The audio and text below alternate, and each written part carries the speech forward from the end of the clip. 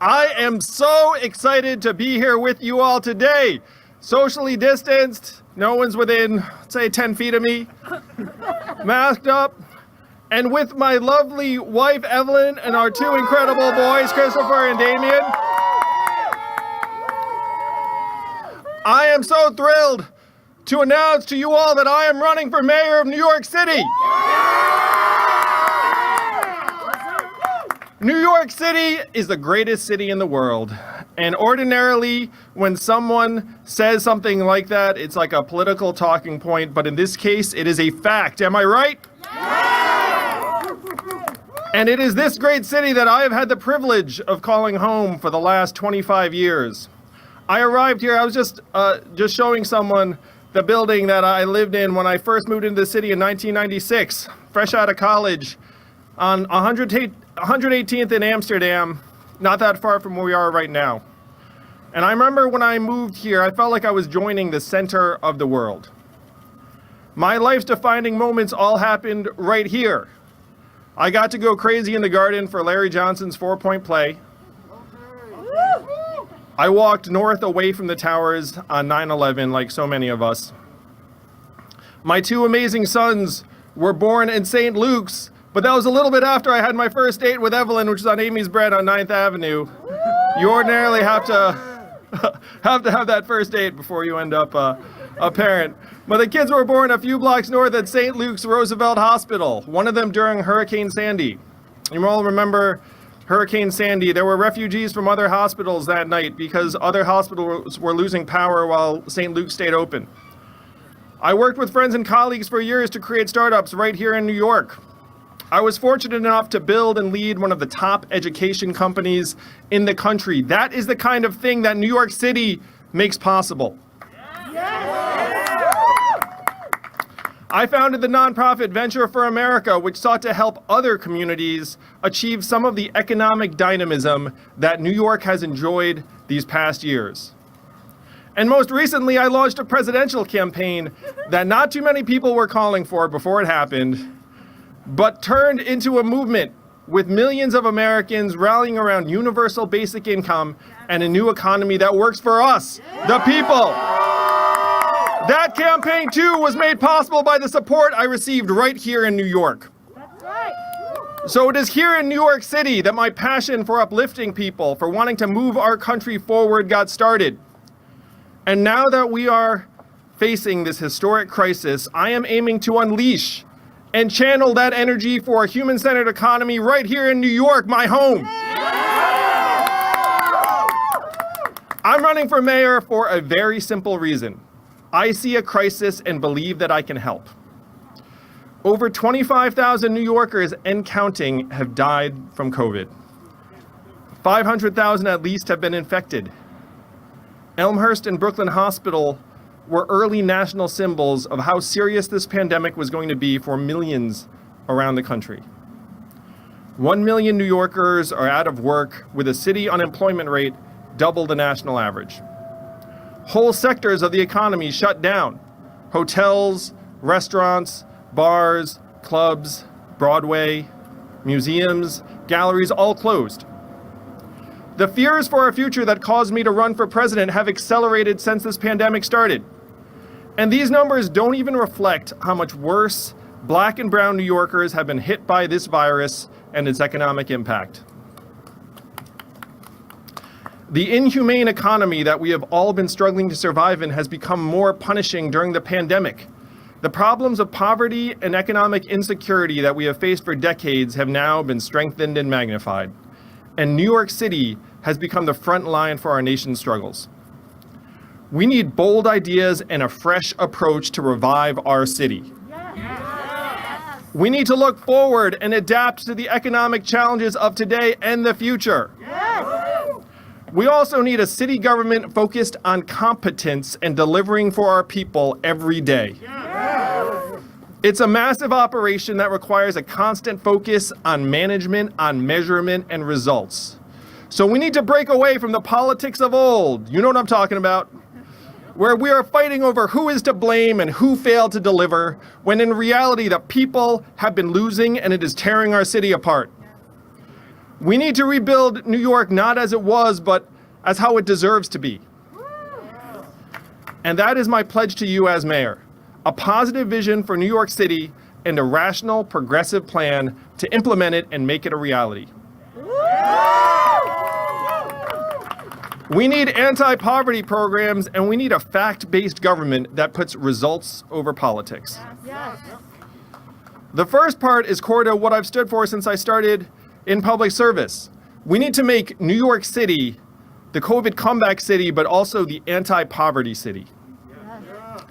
As mayor, we will launch the largest basic income program in the history of the country, right here in New York.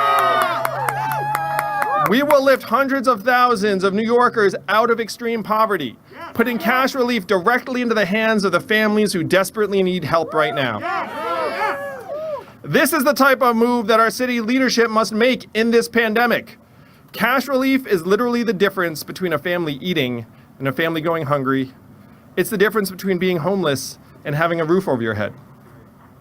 2 years ago, no one would have fathomed Congress would ever directly send tens of millions of Americans around the country money with no strings attached. But last year, our federal government sent $1,200 to tens of millions of Americans, and it helped stabilize families and the economy. And $2,000 more may be on the way, New York.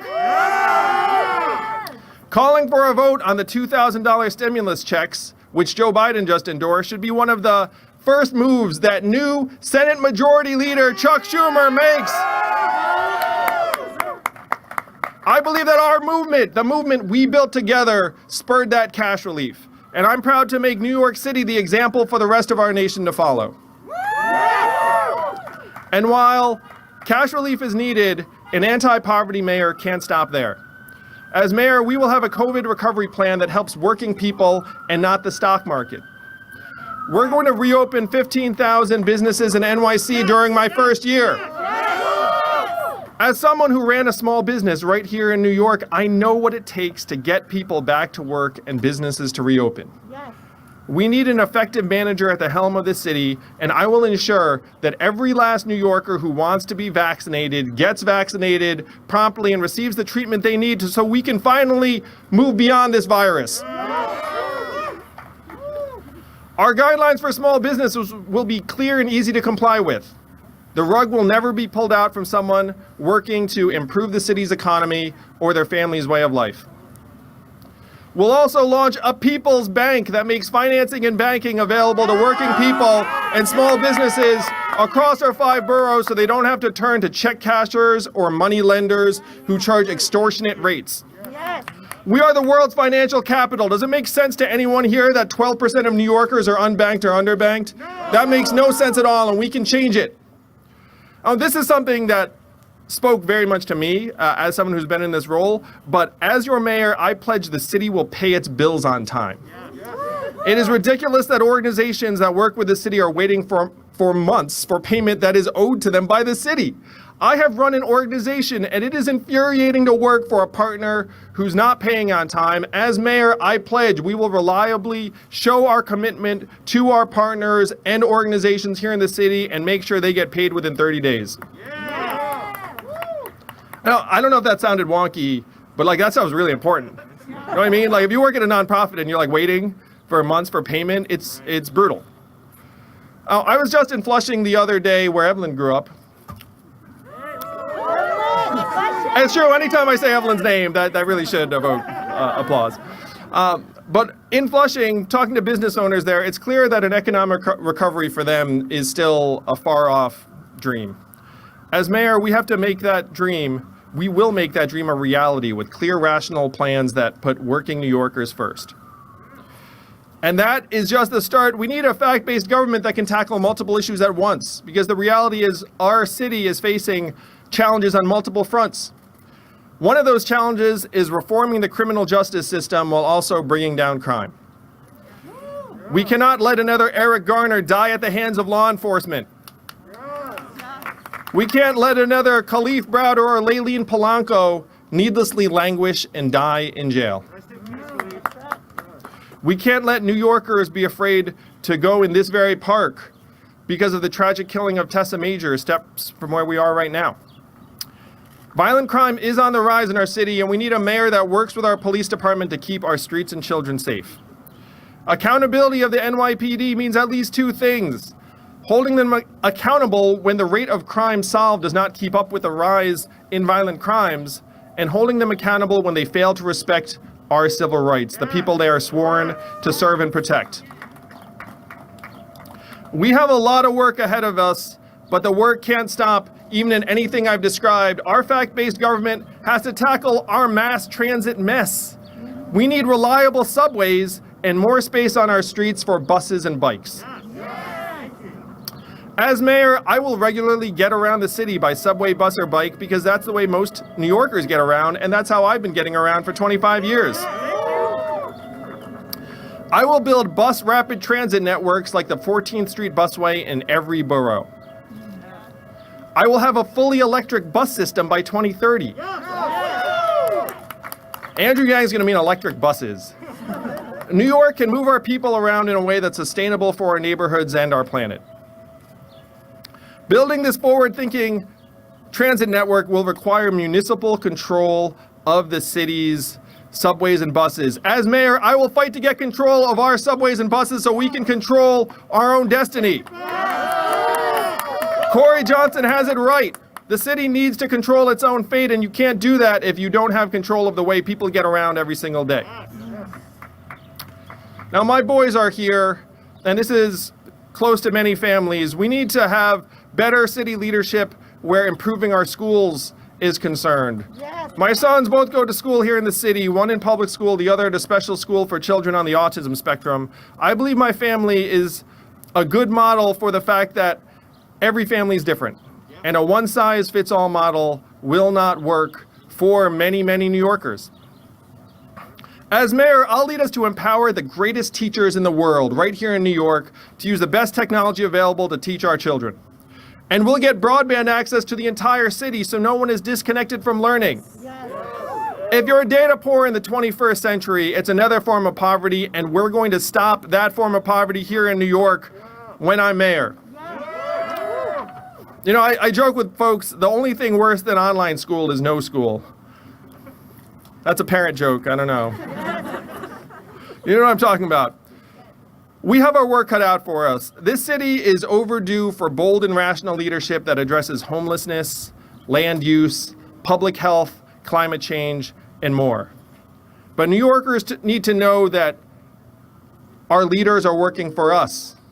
We have to show Americans and immigrants alike that this is still the city of opportunity. Yes. And we need to show tourists around the world why this is still the most fun and exciting place to visit on the planet.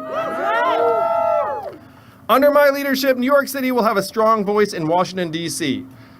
Our city has generated more value for this nation than we've been receiving in return for years. New York sends $25 billion a year to our federal government. That's number one in the country. I will make the case to my friends in Washington, and one of them's here with me today, that there is no national recovery without a New York City recovery, and that investing in our city will pay off many times over. My ties are strong with our partners in the White House and the Capitol. I have a lot of their phone numbers. I campaigned for Democrats up and down the ballot, including our two brand new senators from Georgia.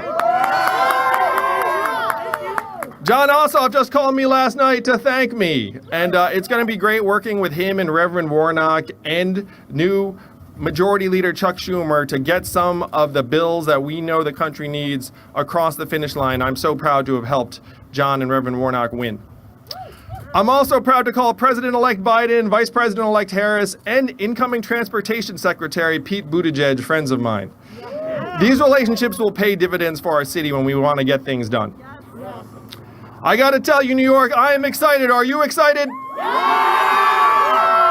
We need a mayor of New York City that will do whatever it takes to get us back on our feet. This city has meant the world to me and my family, just as it has to yours, but we are still in the midst of a crisis. With the right leadership, we can come back faster than any other city. Yes. My parents can't be with us today. We haven't seen them. They're alive. My parents gonna be with us today. We haven't seen them in months because of COVID. But I've strived to live up to the example they set for me and my brother my entire life. They immigrated from Taiwan, where my dad grew up on a peanut farm with dirt floors. They worked hard, built careers, raised a great family. They lived the American dream. My living here in New York has always felt like a realization of their dream. New York is home to the Statue of Liberty, Ellis Island. It remains a symbol of what this country means to so many around the world.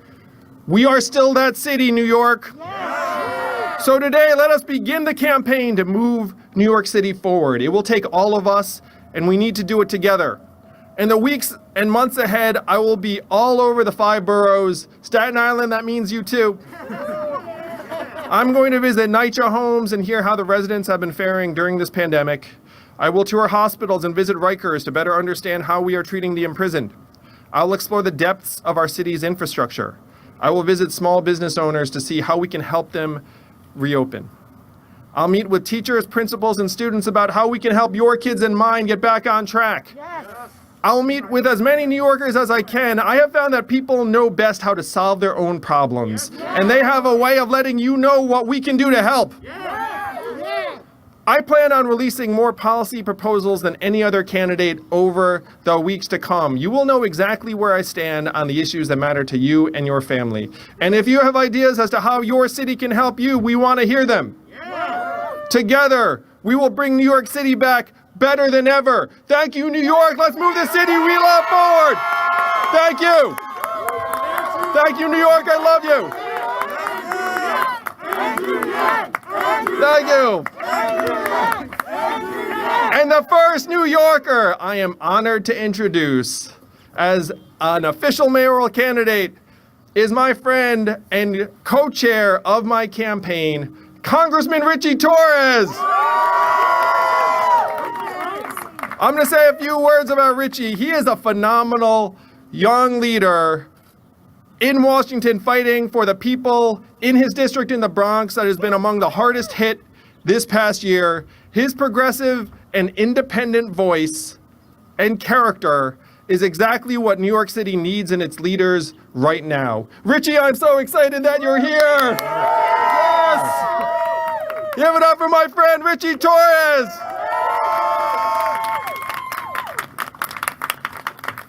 Good morning, Yang Gang.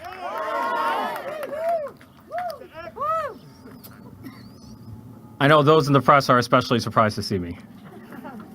I'm surprised to see me.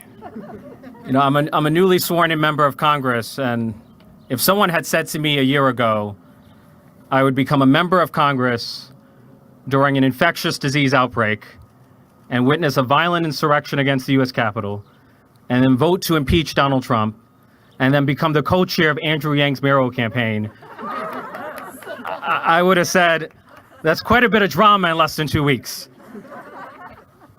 But this week I've made 2 consequential decisions at the very beginning of my congressional career. First, I voted to impeach Donald Trump to save our country from authoritarianism. And today I have chosen to endorse Andrew Yang for mayor of the city of New York to save our city from the failed politics of the past. Politics, as usual in New York City, is too small to fit the magnitude of this moment. We are facing a perfect storm of crises, the likes of which we have never seen before. Right? Never in the history of our country has our state government and our city government and the MTA, the lifeblood of our city, have all been caught in a fiscal death spiral. And so what we need is not more of the same. Albert Einstein famously said, if you do the same thing over and over again and expect a different result, that's the definition of insanity. Or that to me is the definition of absurdity. What we need is an escape from the absurdity of New York City politics. What we need is an infusion of new ideas and new energy and new leadership. And what I have found in Andrew Yang is a leader who represents a break from the failed politics of the past, from a political establishment that has largely failed the people of New York in our moment of greatest crisis. Andrew is a problem solver who's going to make our city work not for political insiders, but for all New Yorkers, especially the most vulnerable New Yorkers. You know, as a public figure, Andrew has a record of fighting for the things that matter, right? Even before there was widespread agreement on the need for $2,000 stimulus checks, Andrew was the singular voice in American politics, the singular voice advocating for a basic income. And Andrew's vision of a basic income is particularly powerful in a world of depression-level unemployment. Right? I represent the South Bronx, which has seen a catastrophic loss of income. In neighborhoods like West Farm, the unemployment rate could be as high as 25%. Andrew is going to fight for the families who are struggling to survive in our city. He's going to make New York City work for the most vulnerable among us. Now, we all know that Andrew's a true New Yorker. Yes, sir. But I will admit, he's not a creature of the political establishment here in New York City. That's good. And there are many political insiders who are threatened by that. There are many who see that as a problem. I see that as the solution. Because his independence is going to liberate him to be the kind of leader that we need in our moment of greatest crisis. When a future Mayor Andrew Yang approaches any issue affecting New York City, he's going to do so in a spirit of independence. He's not going to ask whether it's politically expedient. He's not going to ask whether it serves the interest of donors or political insiders. He's going to ask, is it the right thing to do? Is it good for New York? Is it good for New Yorkers? Is it good for the most vulnerable among us? Is it good for the people of the South Bronx? Andrew has the unique capacity to be a unifying figure in a time of division. He has the unique capacity to be an inspirational problem solver and policymaker in a time of performative politics. He's exactly the transformational leader that we need in our moment of greatest crisis, and I am honored to join the grandson of Martin Luther King Jr. in serving as the co-chair of the mayoral campaign of our future mayor, Andrew Yang. Thank you very much.